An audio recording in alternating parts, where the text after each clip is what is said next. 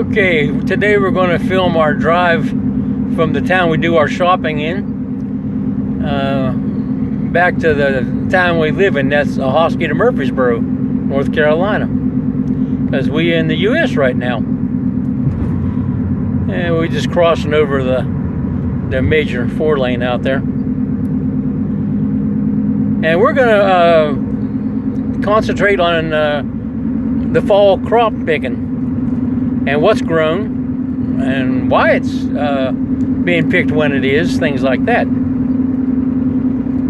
We grow corn, soybeans, peanuts, tobacco, cotton, you know, the usual row crops.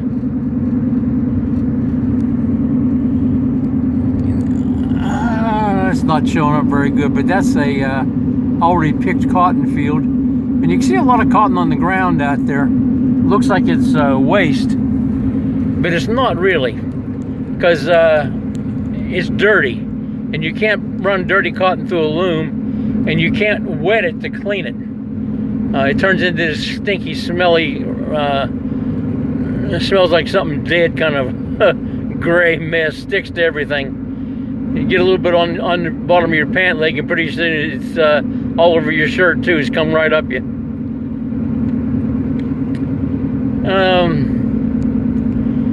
We're on,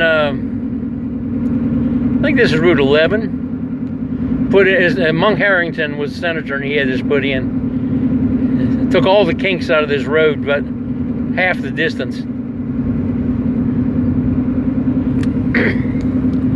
Over here on the left, we're going to try to make where you can see it.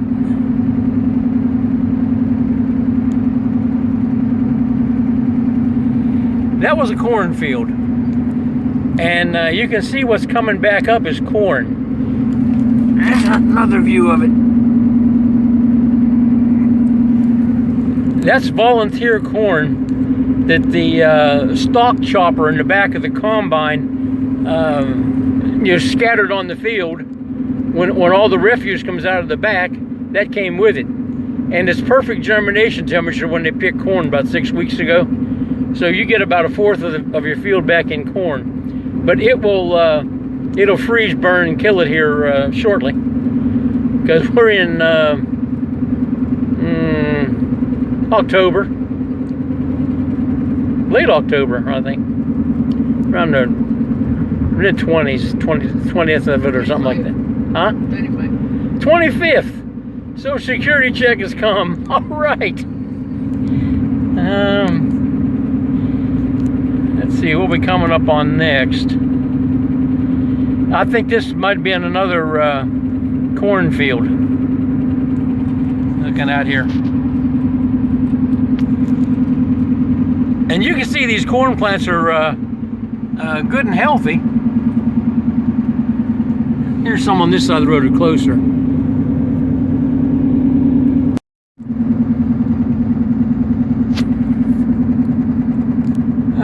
We're buzzing by a cotton field, and the camera screwed up, or I touched a button. I don't know what it was. I'll edit out some of this, and then especially all those dead air. But there's more cotton fields coming up. This was also a cornfield over here. But this guy had his cleaners and stuff set better on his combine, and there's very little corn came up. About maybe 2 square meters per plant. There's soybeans on this side.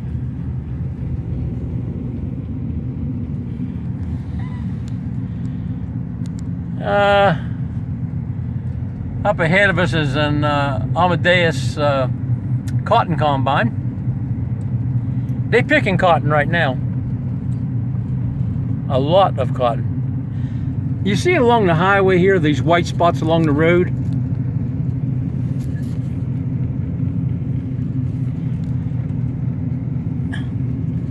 You want to stuff a pillow? Well, you can walk by and pick them up, and it doesn't take long to make a pillow full of cotton. You cannot wash that. If it's dirty, that's why you put it in a pillow. You can use it to make Q-tips and stuff like that, but nobody bothers doing that. But it looks like they've spilled a lot. After they get most of this cotton up, that'll be really thick along the roads. But compared to the amount of cotton that's in the field, there'll be less than a 1/4 acre of cotton on the road clear to the gin. You know, dropped on the ground. I think we're coming up on another kind of crop up here. People that grow tobacco, they have the option of growing a second crop because they pick the downstalk tobacco, that's the leaves near the bottom, early, so the plant will make better top leaves with better nicotine content and things like that. Over here you see something green growing alongside the road, and I'm going to show you the water sprayer, but it was behind the post on the windshield. What they're growing over here is turf grass. Now they grew corn in that field. No, they grew tobacco in that field. And what they've come back is to maintain the land. They're growing this turf grass. And when landscapers will buy that, and they'll put down whole yards of subdivision stuff with this grass, and that's where it comes from. And that little house looking thing there, yeah, that controls this water system. There's no electricity used in this water system. The water pressure from the pipes it's irrigating goes through like little water motors, and they turn these wheels. And this big long contraption pivots from one end. And then these, they're cable braced trusses, cables and struts. And that'll swing around in an arc and cover, 40 acres or something like that. And they have multiple places they can hook it to. Another place they can hook this one is right there. That's what the stands look like where there's a wellhead.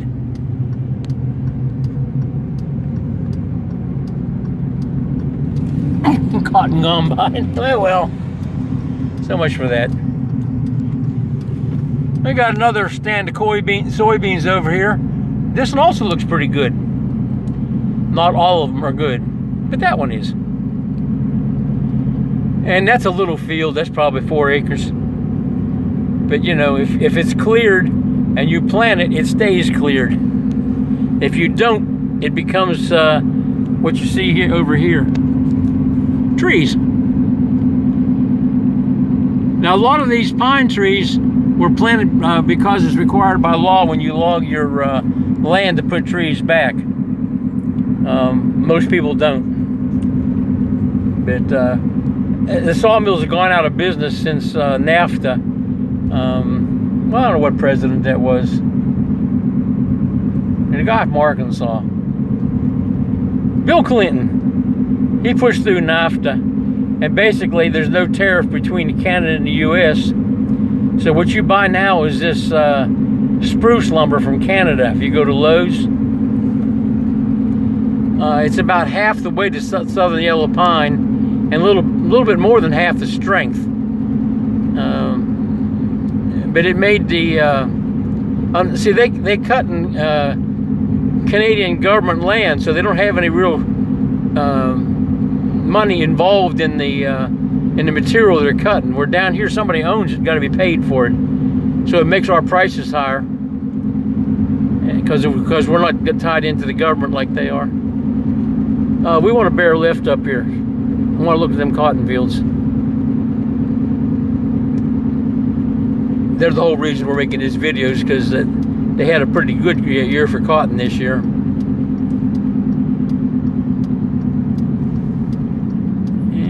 And these intersections here off of this road and the one we came from before, really dangerous. People pull out in front of trucks like that 18-wheeler there. Most of them are log trucks. And we don't have so many of those anymore because the sawmills are all out of business.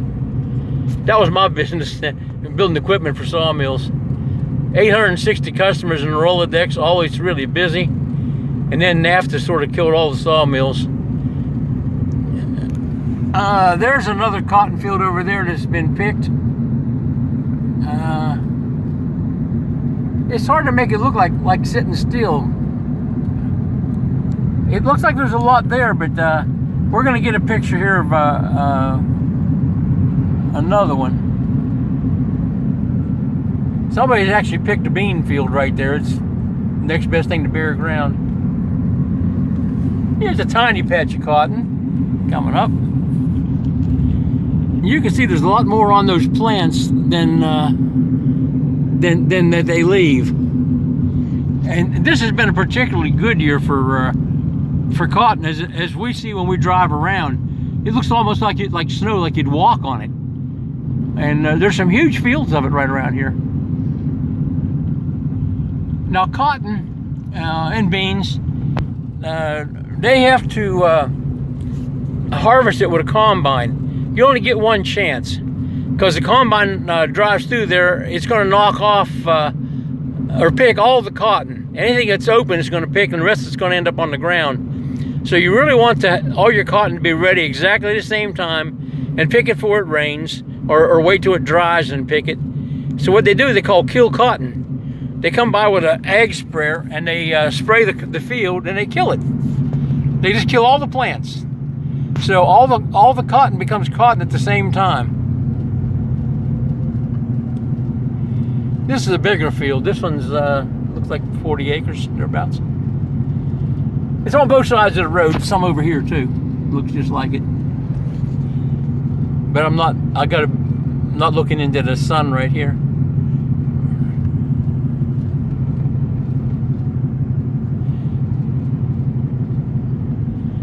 And you can see that's a pretty good dense stand of cotton.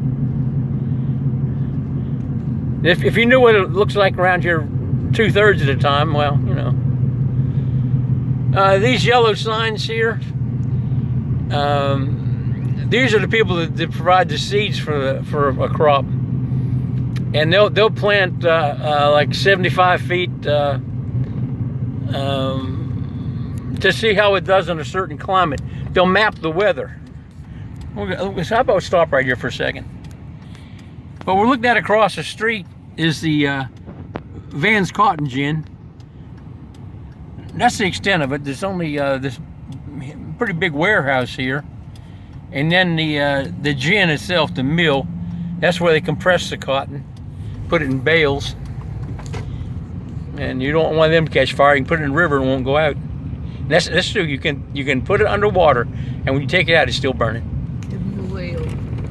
This is our new way of moving cotton. It's like a round baler, and you can see they're using Caterpillar brand tractors around here to move this stuff.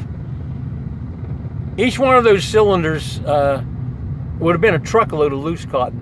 They put it in a open top tractor trailer, a 40-foot trailer. And then they have a thing come by and mashes it all down so they can fill it up more than just fluffy cotton. But the round bales, they have that red plastic around the outside. I don't know if you can see over in the distance over there. Well, we're going to be getting closer to it. Somebody's got a bunch of bales picked over there. They haven't moved to the gin yet.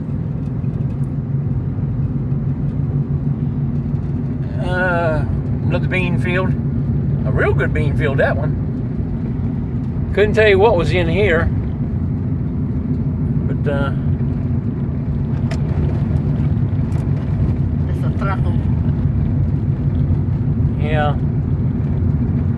They still truck cotton. It's not all in round bales. The trucks have moving floors. It's got a hydraulic motor, and the floor it's in strips. Half of them lift up and go ahead, and then go down, and then the other half lifts up and go ahead, and it walks the cotton back out of the back of the trailer. This is what the average residential houses look like in the country around here. They're not all that big. The yards are like half an acre generally. They come in siding and brick. The red brick is the most common because that's what color our dirt turns when you vitrify it. This is the, That's sound uppity, called a belt line around our town. Or you can call it the bypass, like everybody else.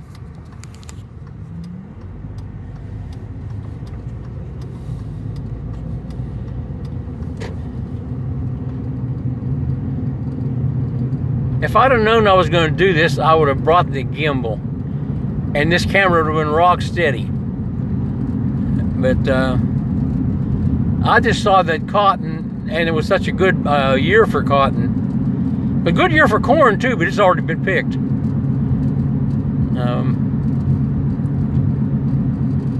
We're going to turn off up here and go pretty much down the edge of the college my wife used to work at.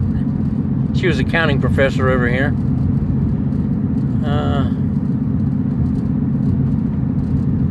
Probably still listed on the teachers list for the college because they need so many people. No, it's never mind. She said, "Don't tell about that." It would be the truth, though. Yeah, we're not going to talk about these people. It started out as a typing school, then a secretarial school, and then a 2-year college. And at that point, they started getting foreign students. And it was really big on Ethiopia and Nigeria.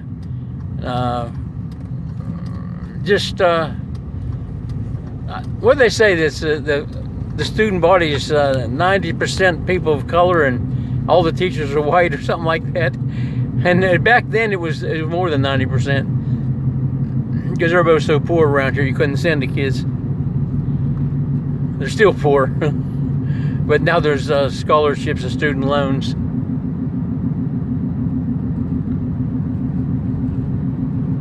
We're heading almost home. Been to the laundromat. Big trip. I took the washing machine apart because I was told there was something wrong with it. It wasn't. I bought some new parts, so I put them in anyway and put it back together. But now I sprained my back, so I can't put it back in the hole where it goes. So we went to the laundromat because the old man's just too feeble to put his washing machine back against the wall. What a shame. This is the tennis courts that the Rose family donated. This is the new style dorms they have. Could be as many as 9 of them now, maybe even more. They're named for donors. They put a new name on the building when somebody donates some money.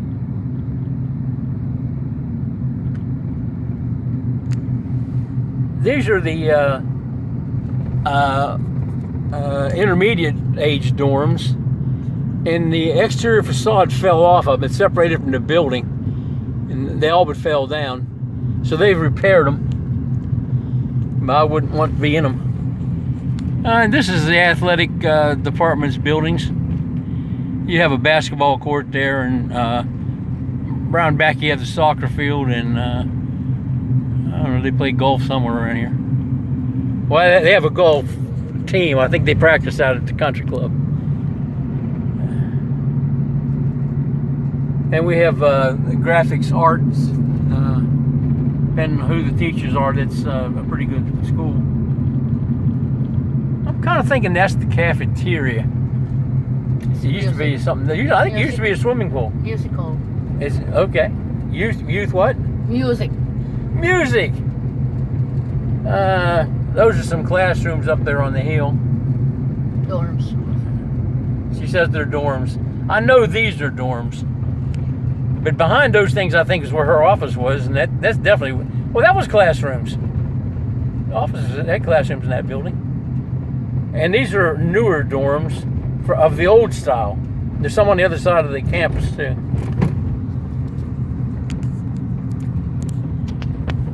Oh Lord, this is a rough road. Make me dizzy.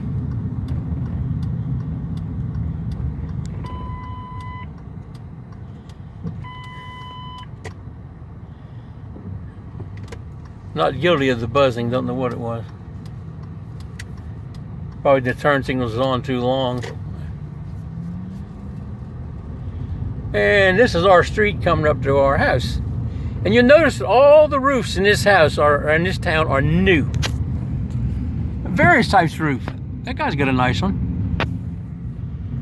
A lot of architectural shingles in different colors. And that's because we had a hailstorm. Well, they say, you know, golf ball size hail and baseball size hail, and well, we had the softball size hail, 3 inches and bigger, and it pummeled every building in the town. So virtually every roof in this town is new. Oh, this is our weed patch over here. We grow all kinds of lilies. Those are yellow canna lilies that are overgrown there. And we have bananas because we have a house in the Philippines, and we like to have bananas and lemongrass. And that's a flowering tree. We have a bunch of those too. That's a cactus. There's another one over there.